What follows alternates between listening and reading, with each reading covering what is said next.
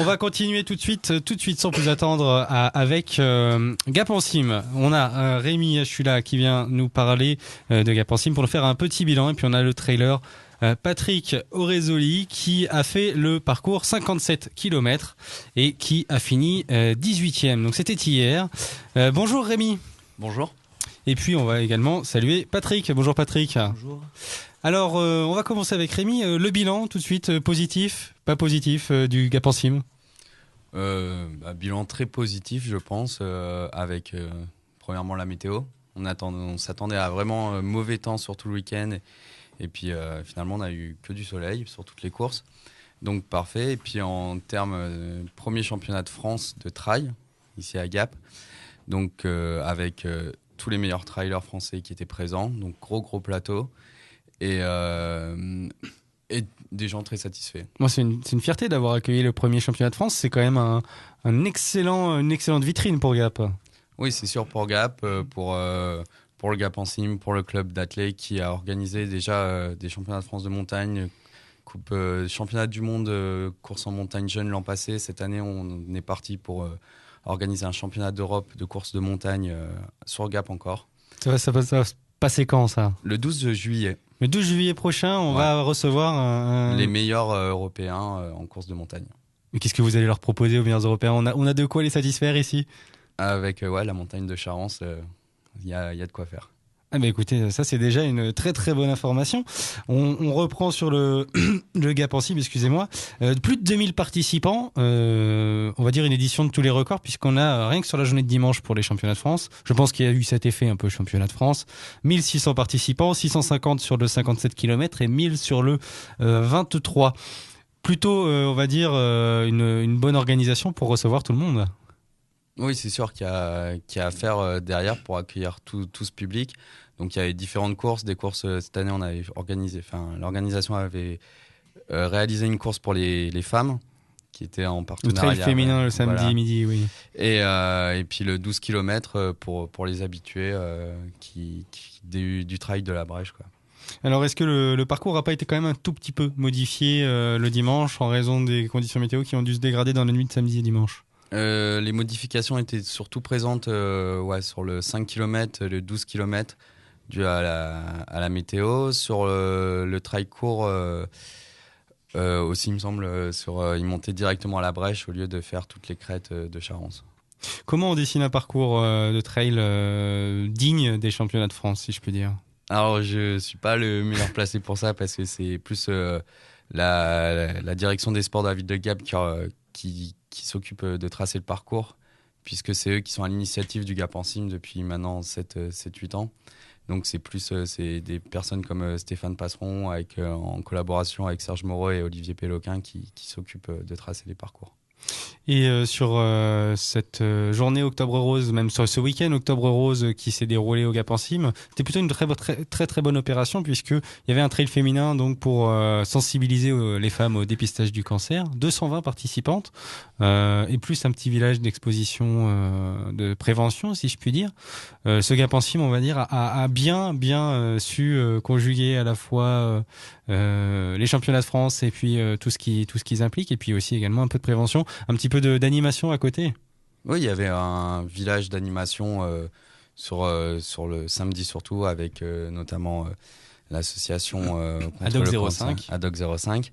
Et puis après, on a proposé aussi de la marche nordique pour les accompagnateurs.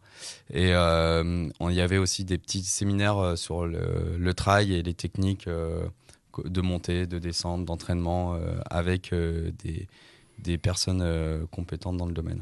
Est-ce que vous savez déjà si l'année prochaine le Gap en Cime va reprendre sur une journée ou sur deux ? Ça, je ne sais pas. Comment ? Parce que là, aujourd'hui, s'il y a eu 2 journées sur un week-end de le Gap en Cime, c'est aussi à cause ou grâce, ça dépend comment on le formule, c'était dû des au championnats de France. Voilà. Ouais. L'année dernière, ça se passait que sur une journée. Ouais. Est-ce que l'année prochaine, soit on repart sur 2 ? Qu'est-ce qui pourrait être envisageable si on repartait sur 2, de créer une nouvelle course ? Nouvelle course. C'est-à-dire un parcours plus long que 12 km. Il y a le 23 qui était course championnat de France, mais ouvert à tout le monde aussi. N'importe qui pouvait s'inscrire. Donc l'année prochaine, ça pourrait peut-être être réenvisagé. Après, vous y êtes pas, j'imagine, encore dans les papiers pour la préparation. Non. Mais non, je pense que que cette formule marche très bien et le prouve, puisque on a plus de 2000 on participants. a beaucoup de coureurs et Sur tout le week-end. tout le monde, quasiment tout le monde repart satisfait de son week-end.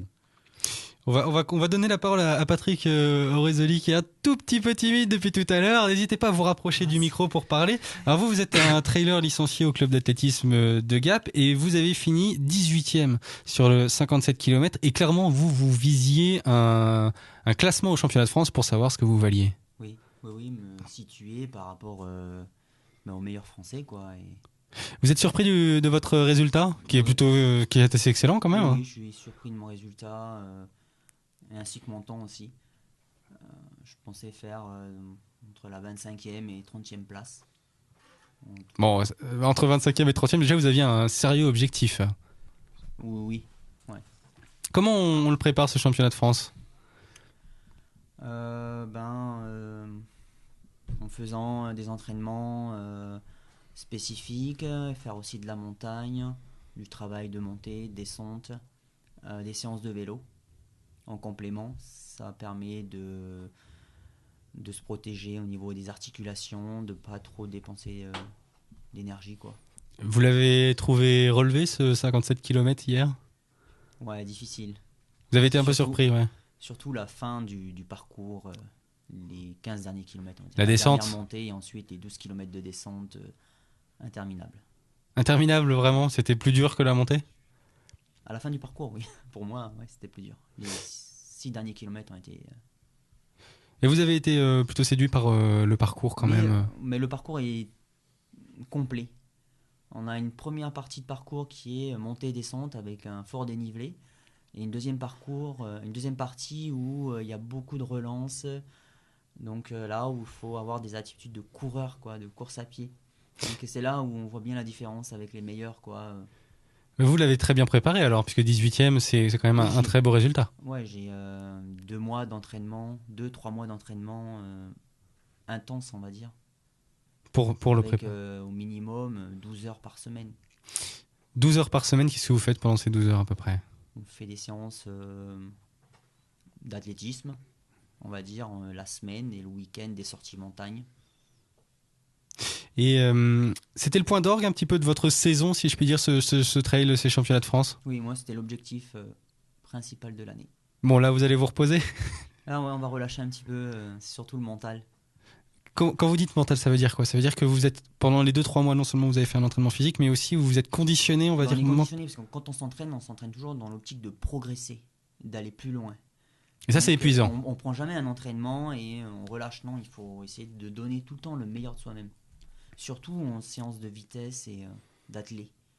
Et donc ça, c'est très très épuisant. Moi je trouve que c'est fatigant. Ouais, c'est fatigant. Ouais. Et donc là, vous allez relâcher totalement ou vous allez repartir sur un programme plus... Ouais, pendant moins de 10 jours, ouais, je vais relâcher quelques petits footings. Voilà. Ouais, on peut pas s'en empêcher quand on est sportif. Tout, mais sinon, ouais, on va mettre un petit peu de côté l'intensité. Le prochain rendez-vous pour vous, sportif, c'est quoi ? Qu'est-ce que vous visez à la rentrée, peut-être ? En janvier, peut-être ? Ça va être les gros slams avec le Gap Hautes-Alpes athlétisme. Donc en plus, ouais, ça va être surtout ça. Et vous allez le repréparer peut-être à partir de combien de temps avant celui-ci ? Comment ?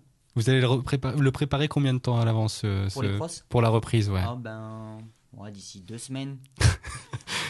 Ah mais en fait quand vous dites que vous vous reposez, c'est un euphémisme parce qu'après 2-3 mois de conditionnement à la fois mental et puis d'entraînement physique, 2 semaines de repos, 10 jours même en plus, c'est même pas 2 semaines, c'est 10 jours et puis vous repartez déjà. Ouais, Vous pouvez pas vous en passer, c'est une drogue. Non, mais parce qu'en fait si on s'arrête trop longtemps, c'est pas très bon aussi. Donc.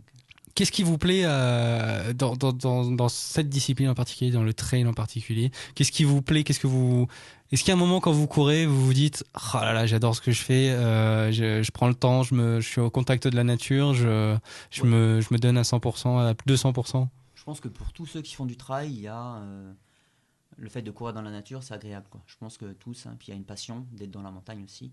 Mais c'est différent de... Moi, je viens pas de la course sur route. Donc, et quand on... D'abord, c'est ça, c'est la nature. C'est la nature avant tout. Ouais, je pense que... Ouais. Mais je pense que pour la plupart, quoi. Et vous... Après, quand on est un peu plus dans la performance, ouais, c'est différent, je pense. Est-ce que l'année prochaine, vous allez faire les championnats de France ailleurs, puisque ça va Oui. pas se passer à Gap? Oui, c'est sûr. Alors j'imagine que vous allez vous reconditionner. Vous visez quelle position, Ouais, surtout quelle place? que je change de catégorie dans 3 mois, alors Ah, ça va devenir plus sérieux? oui. C'est-à-dire? Moi, oui, parce que je vais passer en catégorie vétéran 1. Donc, la course est différente, quoi, après. Dans quel genre, dans On quel court sens? plus, moi, personnellement, je courais plus dans ma catégorie, quoi. Bien sûr, une place au scratch, mais après, si on a des chances de finir sur le podium de sa catégorie, c'est plus sympa, quoi. Eh ben, c'est tout ce qu'on vous souhaite. On vient d'entendre Patrick Aurézoli qui était trailer sur la Gap en Cime, et puis tout à l'heure il y avait Rémi Achoula qui venait du comité départemental d'athlétisme 05. Merci à vous deux d'être venus sur DC Radio. Merci. Merci.